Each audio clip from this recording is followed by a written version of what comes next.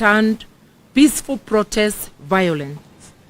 We take this opportunity to thank the UN Human Rights Office for calling out the government, the Ruto regime, over the use of excessive force by police to quell protests. Indeed, the use of force has been unnecessary and totally disproportionate, and has included use of firearms and shooting with an intention to kill, and actually killing. We have always appealed to our protesters to remain peaceful, and we ask them to continue doing so.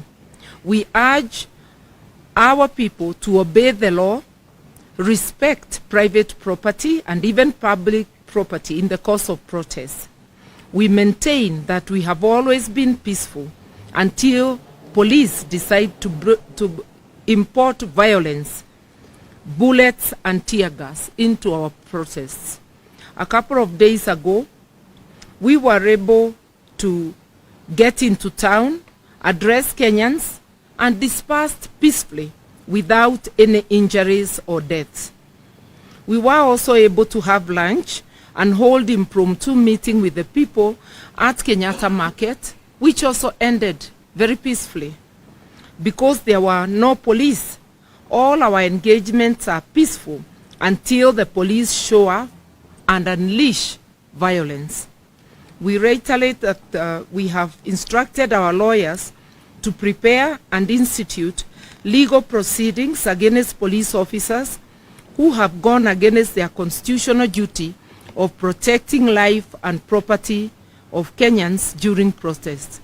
In this regard, we are appealing to all Kenyans of goodwill who have photographic or video evidence of police brutalizing citizens to share the same with us to aid the case that our legal team is working on.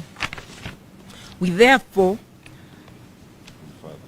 further ask Kenyans to resort to citizen journalism and photography and to film state officers, including police and politicians, who in the course of duty abuse and brutalize Kenyans. We appeal to Kenyans to take very seriously the unfolding chain of events.